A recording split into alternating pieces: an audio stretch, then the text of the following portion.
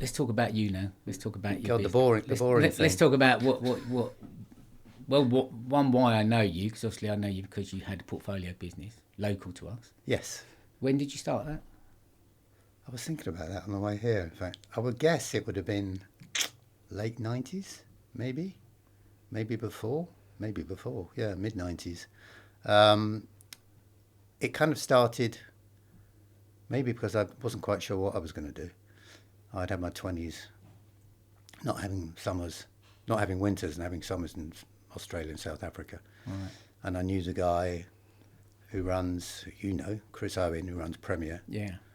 And I'd travelled with him a bit because he was in publishing, but his sister owned Premier Model Agency and he was working there. And he came across a photographic copying machine here, because when models had their portfolios, pages from magazines, and they needed copies of them in those days because there wasn't an internet. Yeah. No, absolutely, yeah. So everything was done on paper copiers, and the quality wasn't great. And he found this photographic copier and installed one or two at the agency. Right. And then we put them downstairs. And because of the other agencies they knew, you had a sort of go-to business straight away, kind of thing. You didn't have to build up too much.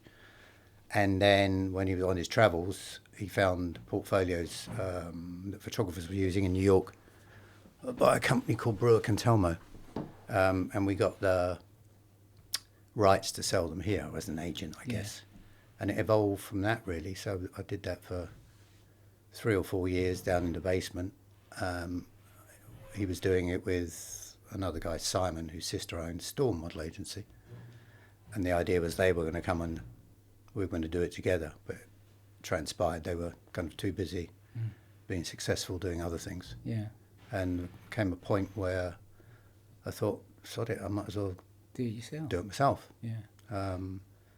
So that's what happened. And But, when I remember when we used to get the black plastic covers which you put in, you were getting them from America, weren't you? pages, yeah. I mean, so after I left the agency, I came around the corner from you because I was walking from there to Covent Garden station, and it was this empty shop. And I asked about it. There was a few difficulties thrown in that I hadn't quite known about when we took it. And so part of what the portfolios needed were plastic pages, clear. So they were quite clear because if you think photographers are spending 30, 40 quid on a print, and they want it to look as good as possible without it being not covered up by something. So they needed plastic pages. And for some reason, you couldn't find them in the UK, in Europe. That's really strange as well, isn't it? And we contacted people in Switzerland here, and either the quality wasn't good enough, or it was more expensive to buy them here than it was to ship them in from America and pay the courier, pay the duties, pay the VAT. And in some ways, that was a kind of downfall of what we were doing, because the one manufacturer went bust, and we found someone else in America. Right. Okay. They went bust, and suddenly we had these portfolios, but no pages. And what stage was that in the business? That was probably 2 or 3 years before we finished. Oh, was it? It was that late? I mean, the advent of the internet everything came along and made things different, because prior to having a website, if you were a photographer or an agent and a client says, we like Bernard's photography, I'm based in Paris, can you send his work over? You had to take a physical portfolio, give it to FedEx, DHL, courier it to Paris, courier it back, which the photographer paid for, so a client could see your book. So basically, who was your customer then? Was it? It was for the machine, for the copies. It was models, photographers, makeup artists, stylists, for the portfolios, not the models, so it was more photographers, makeup, stylists, hairdressers, and then marketing companies, media companies, advertising. Yeah, we made stuff for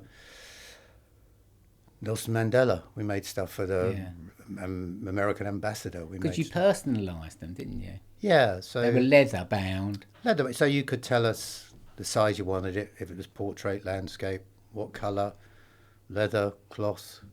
Where was you getting all the portfolios from?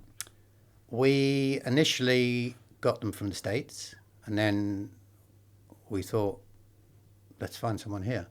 So we found a guy, name of Simon Baker, who worked off of Tottenham Court Road, who was an amazing leather craftsman who made bags and various other things. And then we found another factory in Walsall who could make multiples a bit quicker.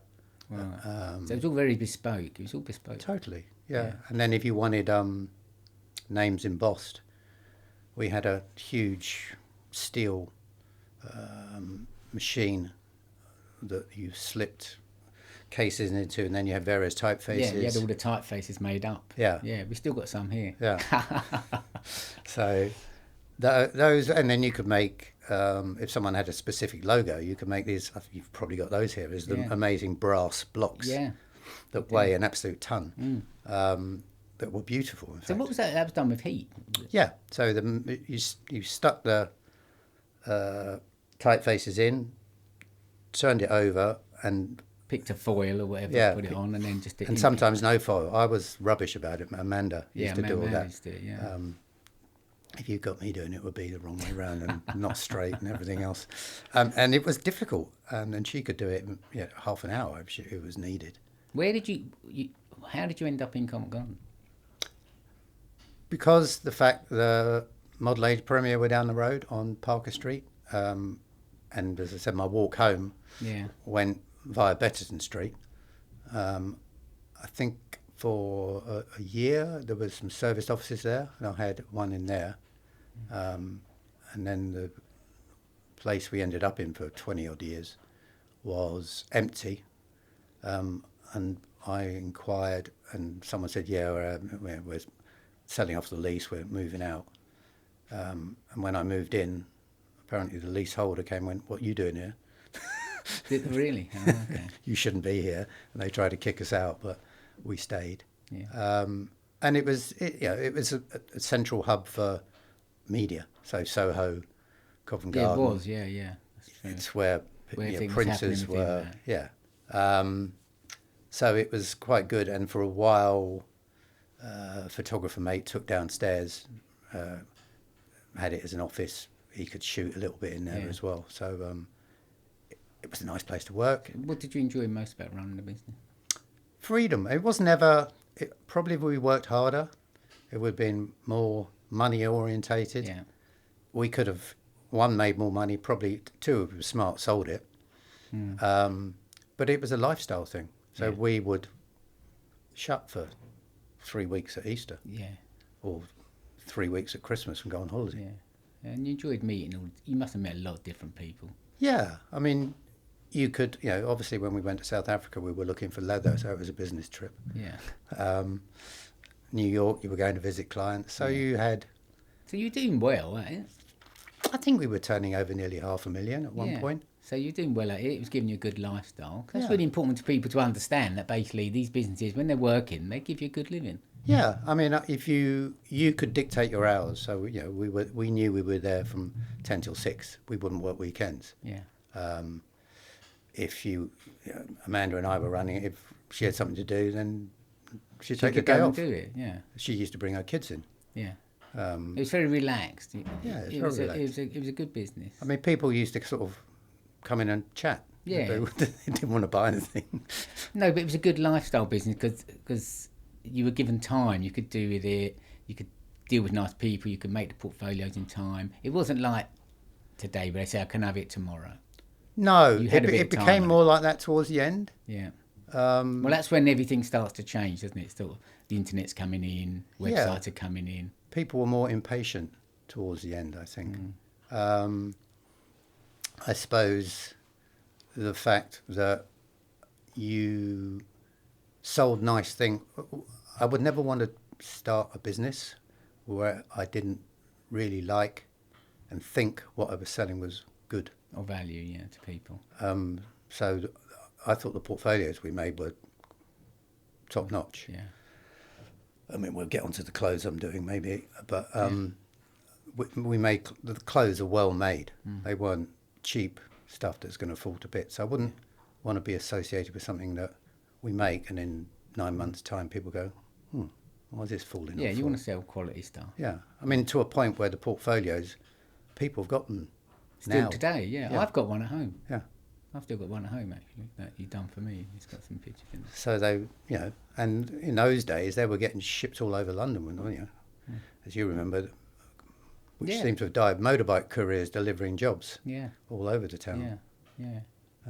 So they used to get battered, but they seemed to survive. When did you start feeling the business was starting to sort of lose a bit of momentum and starting to move a little bit towards? Probably around, I guess, 2007, 2008. Because I moved for 2 years, probably just after that, maybe 2010. I moved into a little office that was an office, but it wasn't on the street, so people couldn't see it. The fact that the one on Bedston Street had a frontage. Was that because there was a decline in what you were offering? Yeah, we declined in what we were offering. Amanda moved overseas, so I was working by myself. Yeah. You didn't need the space, but there was definitely a fall off due to the fact that you weren't visually apparent. What was your biggest competition then? What was happening that was changing people's view on getting portfolios, mate? Websites, I would have said. So basically, people were getting websites, displaying their pictures and everything on the websites. Yeah. So that had an impact on your business. Totally, because, as I said about if you a client rang you from Paris, previously you would have to send your book over. Yeah. You say to that person in Paris, "Oh, this is my website. Have a look at the pictures." Yeah. And then obviously you had the decline in America and the pages not being made anymore. Yeah. How did you manage that? Well, we had some stock, so we got bits and pieces, but the quality was getting worse. So, again, that's what I'm saying about that selling things you know are good. You were suddenly putting pages in books. You weren't happy with your product anymore. And the people who had them previously would say, what's happened? Yeah. Why they got bumps or this or that. So did that start now making you look at the business differently? Yeah, I mean, you also look at the turnover. Yeah. So obviously you've got a decrease in turnover now. You're seeing that, obviously. Yeah. The revenue's going down. You're now working on your own. Yeah. You don't feel you're in a position to take on another member of staff because obviously the turnover's there. No, it wasn't worth it. Yeah. You couldn't afford it. So it was kind of staring me in the face that, it's in decline. Do you want to go in decline so you're in a deficit, or do you want to stop it whilst you've got some money left out of it? So now you're making a decision on basically, do I stop the business? Yeah. How helpful was it, things like landlords, banks, all those things on that side? Over the years, the banks were fairly rubbish. In fact, when we were in Betterton Street, the landlord put the whole, I think he owned the flats upstairs, and our shop office, whatever you called it. We tried to buy it for, I think, 200 grand. Right. And the bank refused us a business mortgage, even though we had probably 100 grand in the bank. Yeah. And then, 6 months later said, you want a loan. You kind of go, well, yeah. If we got the mortgage that we could afford, that was less than the rent we were paying. Yeah, things could have been different. Yeah, and then you look back on that and think, I know the guy next door owned a laundry, sold it for $1 million. So potentially that could have basically changed things for you, because you could have bought the property. Yeah. And then basically that would have changed things for you. Yeah, and it could have changed the fact you could then have the cash to go and start something else, because I guess not because of what you pulled out from the business, because what your property was worth. So that was a shame. I wouldn't say the banks were ever particularly helpful. Yeah.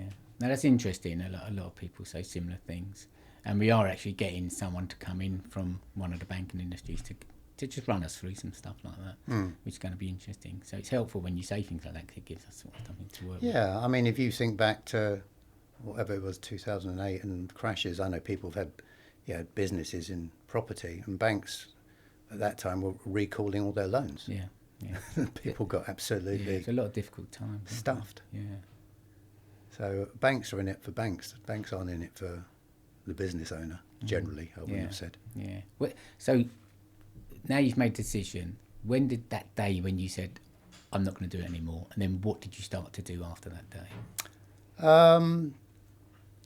I guess it was around about 2010 we finished.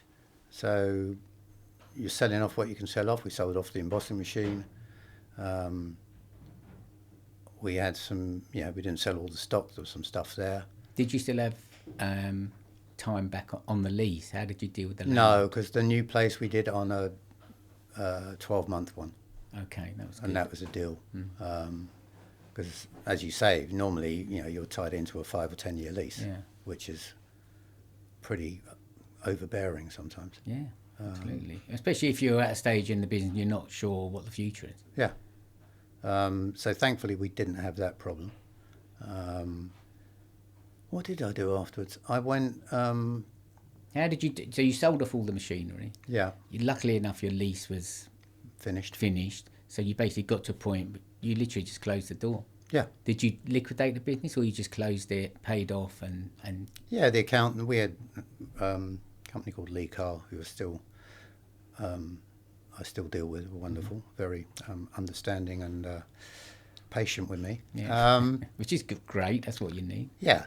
And so they did it officially, so we just... So after how many years in company. business did you suddenly decide that was it? About 25. 25 years of business. Yeah. And it comes to an end. So it was sad, but it was... But it's business. Yeah. And it come to an end. You were affected by the internet, the websites, so you had a gradual decline. Yeah. And then you had to make a proper business decision. Can I go forward this business, or do I call it a day now? Exactly. And not run up debts and things like that. So you could... So you've made that decision. Yeah, which because was a good if you decision. didn't do that, as you say, you would be running up debts and probably also not be able to pay yourself. Absolutely, yeah. That's no income coming in for you now, so you've got to think. So I know you're the sort of person who ain't just going to give up easily, so that's all stopped for you. What did you decide to do after that? I ended up doing, I don't know how long afterwards it would have been, but clothing. My mum works in a fairly well-known art school called Central St Martin's or St Martin's, and she's got some great fun designs that were sitting in drawers, or she would make a few things and practically mostly give them away. Yeah. So in my so you decided to utilise your mum's designs. Yeah, I know nothing about fashion. Yeah. As she would tell you, and clothing or design, and No, but you know a bit about business. bit about business. So therefore, you're now taking your skills. Obviously, your mum's got great skills, and you'll just think, let's put something together here. Yeah, I think you'll find many people say that creative people aren't business people. It's not the two don't often combine. Mm-hmm. Paul Smith might say something different. So she would never be comfortable saying, Bern, you say, I like that T-shirt, how much is it? She wouldn't like to say it's 20 quid or 50 quid. Yeah. She would just like to say, well, talk to him. That's right. Yeah. So, I wouldn't say she's changed much in terms of giving things away or doing things very, very cheap. Yeah. And again, as I said, it was what we made from her designs were, we didn't go into suits and... No. It was very casual T-shirts, sweatshirts, hoodies. Have you got a name? What's the name of the company? It's called Nat the Cat. And where would people find that if they were looking for it? It'd be on the website. We've got a website, natthecat.co.uk. Right, so people can go to Nat the Cat and they can find all your stuff and have a look at it. And you're doing a range of stuff, which is basically all based around your mum's designs. Yeah, so her name's Natalie and she's got lots of cats. And so therefore that's... I think it was actually one of her ex-students who's a band called Swing Out Sister, Corinne Drury. Okay. Called her because I asked her, "Where's Nat the cat come from?" And she said, "I think Corinne gave me that name." Okay, that's good. So that's where it comes from. But she's got, the difference I've noticed hugely from the portfolios where you have a shop front and a shop where people can come by, look, browse, touch it, feel it, like it or not, compared to purely a website. And I probably don't know how to use social media well compared to some. There's a cost there if you want to get people to do it for you, which is expensive. Yeah.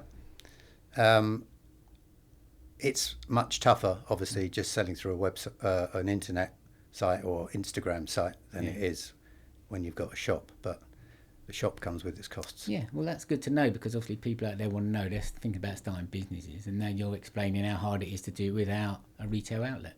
But a retail outlet has got a big cost to it. Yeah. I mean, we could offer our products to a shop. Yeah. But you've got to bear in mind, if we are selling a T-shirt for 10 quid, a sweatshirt for 20 and a hoodie for 30, they're not going to give you more than half of that. And they're going to dictate to you what they want to earn on it, aren't they? Yeah. So if the thing's costing you, the 10 quid T-shirt's costing you a fiver, and they are selling it for 10, they're not going to give you more than it's costing you to make it anyway. And how would you do it if, just say for instance, you did get a nice deal with someone? How would you increase your volume?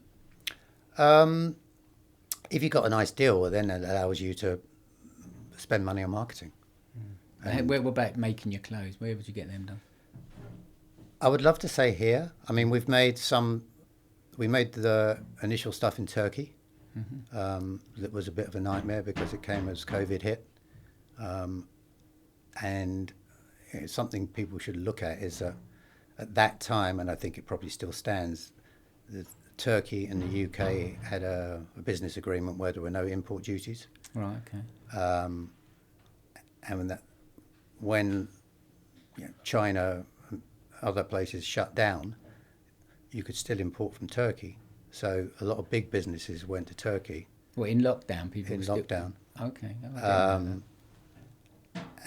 As it came back, and so we could, because we were small, we got shoved to the back all the time. So what should have taken 2 or 3 months took a lot longer. Right, okay, I'm with you.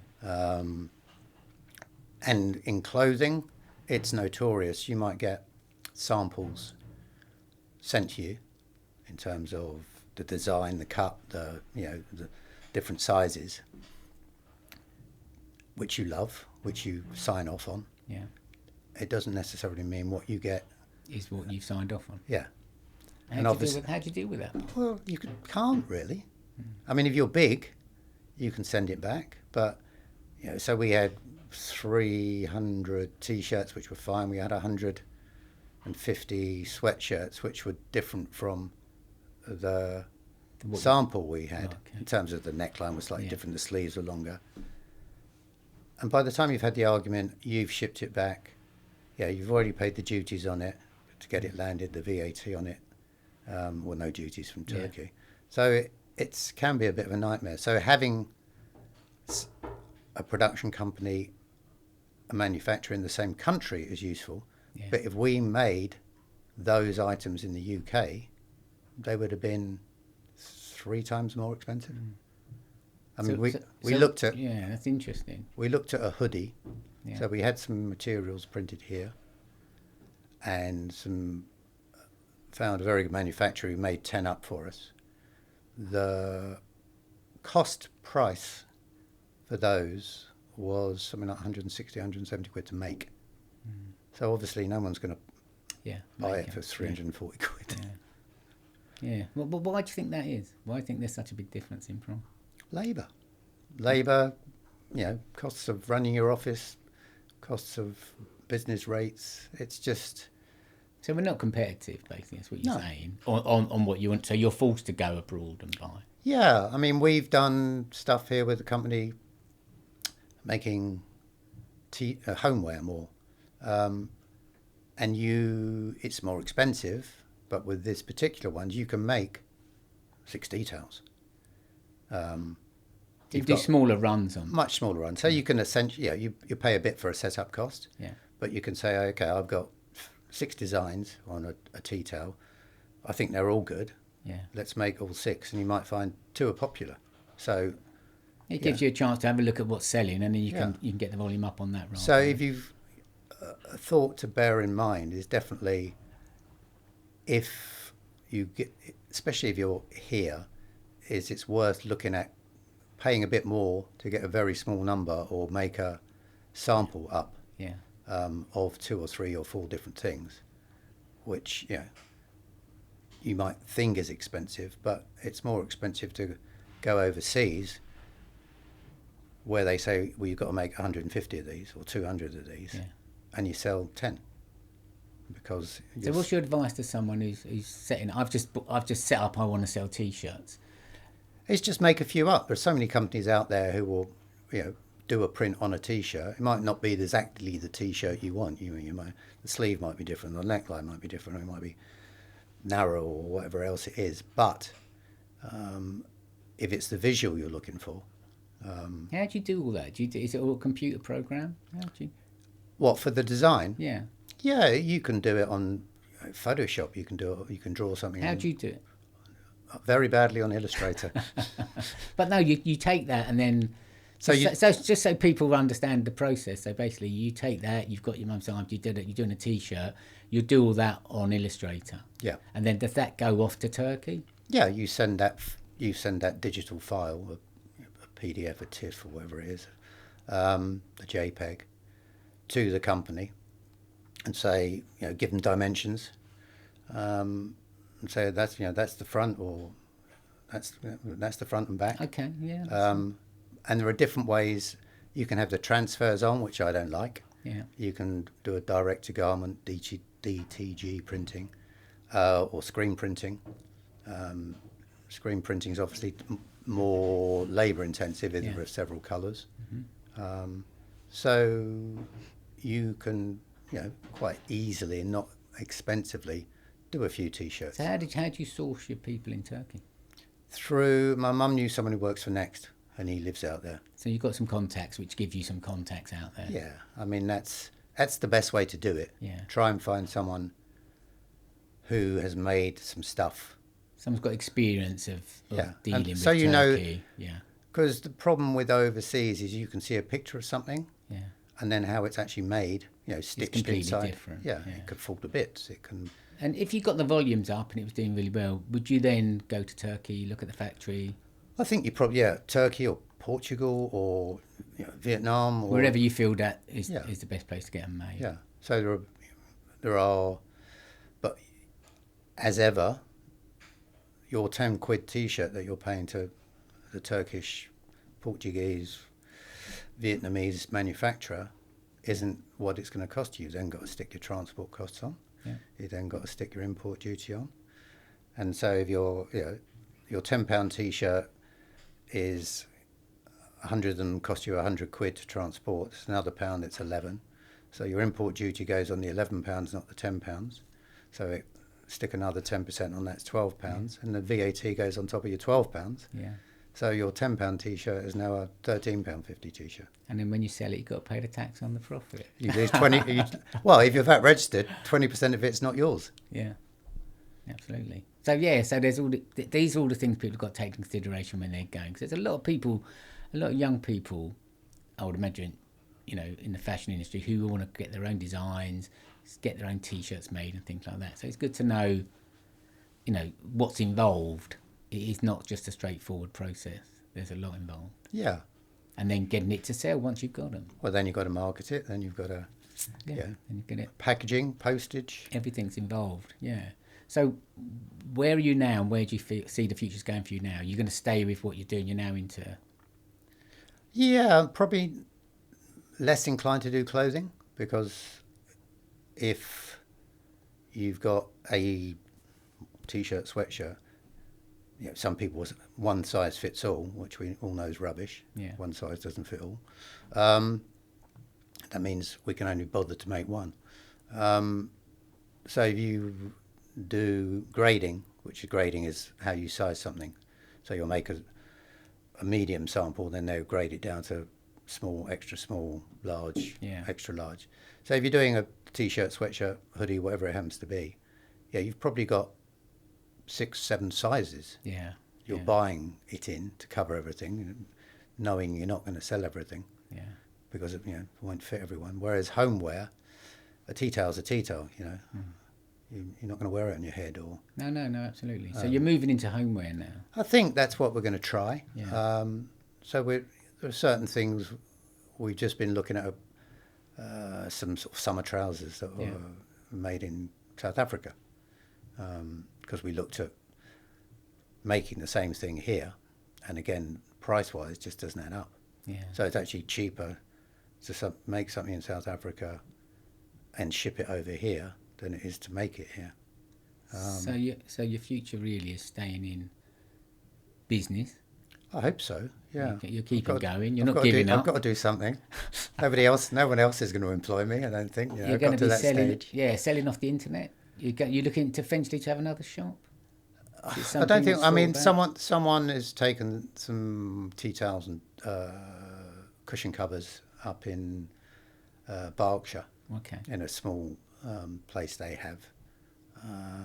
We'll see. That's just So recently. maybe you're going to go into supplying shops to sell your products. That might be the case. Take a smaller margin, Yeah, but get the volume up. you have to get the volume. Yeah, if you can get the volume up, then you can afford to take a small margin. And The will maths that are be fairly all easy. manufactured in the UK, or will you? I would like to. If you can have. Is there any incentives to keep it in the UK? Any government incentive? Do you get any help from the government with what you're trying to do? Not for what we've done. You can get business loans, start-up loans. I got one. Yeah. I think they did it about 6% Okay. over 5 years. Right. Um, That was helpful, yeah, it's definitely helpful. I mean, it's quite a process to get it, is it? but there are people, there are organisations who would kind of help you through and talk you through Okay. it. So it's worth talking to someone who can help you through it, because it's a bit difficult doing Definitely, because it also make you aware of things you didn't think of.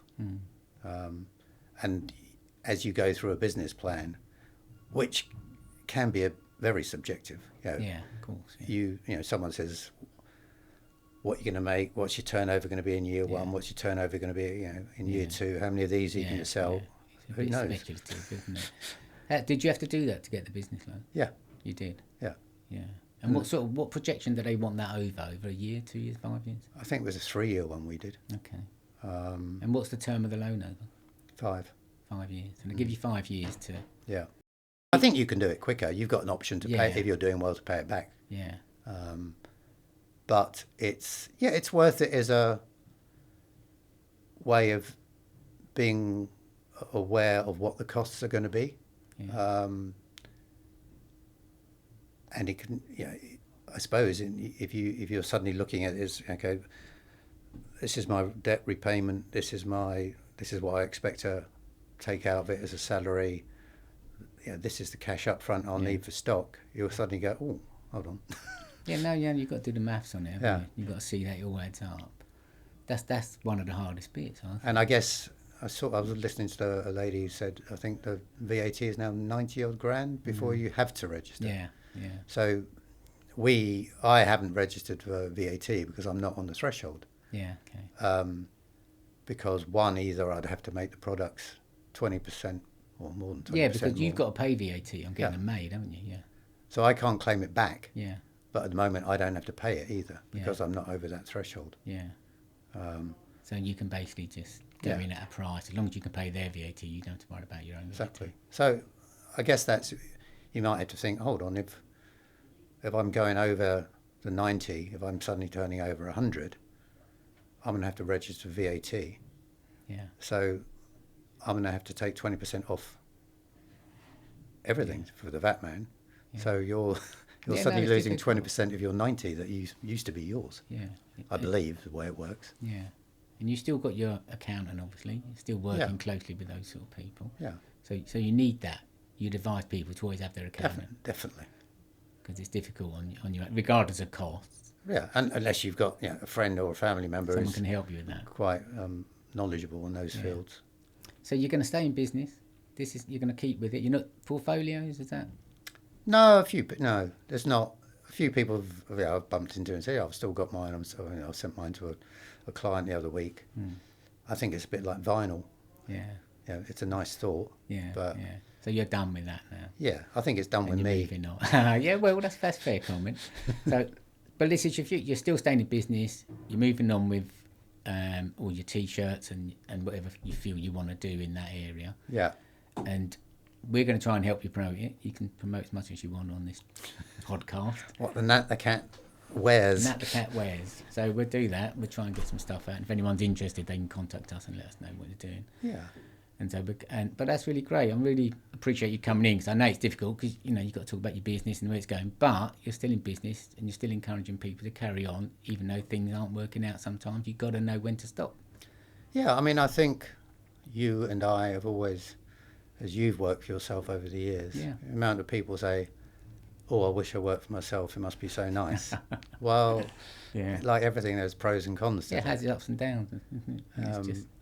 And I suppose it's more expensive now in terms of, you have to pay pensions costs and everything, NIH contributions and little stuff like that. So when we had ours, it was Amanda and myself, occasionally we had one or two people we did employ. Yeah. But I would think that's a bit tougher these days. Yeah. Would you still encourage people to have their own business? I would. Yeah. It still gives you some freedom, doesn't it? And it gives you an opportunity to move where you want to move and things like that and come up with your ideas. Yeah, it does. And it's a bit of independence. My wife works in advertising. It seems the careers of 10, 15, 20 years are less and less. Yeah. People seem to chop and change. Yeah, they do. They quite move a bit around a lot more. Yeah. And I guess if you work for someone, I've got lots of mates who've worked for big companies, and when they were bought out, they got a nice payoff. Yeah. It's not going to happen if you work for yourself. No. There's lots of benefits for working for big companies. I think working for yourself is more about an individual thing to see if it's something you want to do. If you like working for yourself and you feel a bit independent, it gives you the opportunity to have that freedom to maybe explore a bit. It gives you the opportunity not to get involved in the politics of a big company, which is an absolute nightmare from what I can work out. Yeah. Have you always worked for yourself, or have you ever? Didn't you do a bit of modelling yourself? Yeah, when they had pinhole cameras. Queen Victoria times, that was bad. Over the years, I worked at Paul Smith's first shop on Floral Street for about 6 months. I held up the walls. Wow. And then I was playing a bit of tennis when I was sort of 18, 19, 20, and working a restaurant on Greek Street called L'escargot. Oh, okay. In the evenings. So you've done a few bits and pieces before you actually ended up with your own business. Yeah, I mean it's those were fun. The restaurant was fun days. Yeah. Kind of quite mad. Yeah. It was a lively venue. That's good. But it kind of. It sort of just moved. You moved in a direction, and it took you. Yeah, I guess I didn't warm to being told what to do. Maybe it's part of the reason. That's true. A lot of people who get into business tend to sort of say that they struggle with that. Yeah.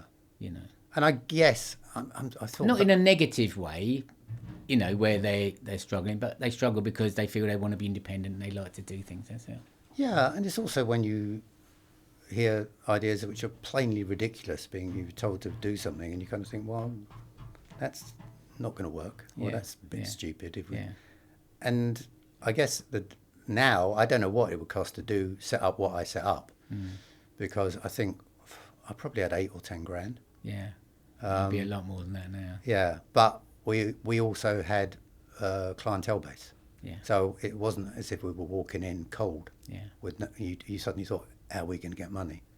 You kind of knew there was something coming in. Yeah. So it gave you a bit of a lift to sort of do it, really. Yeah. Yeah. No, that's good. Well, hopefully you'll get a lift with what you're doing now. Well, I like our stuff. People seem to like it. It's just getting people to see it. Yeah, no, that's it. But also because of your business skills, you understand that it is getting it out there and letting people see the product. Yeah. Because if no one knows it's there, no one's going to buy it. They don't know it's there. You could have the best invention in the world and nobody sees it. You ain't going to sell it, are you? So you need to get yourself a good marketing campaign going. All right. Well, this is a good start.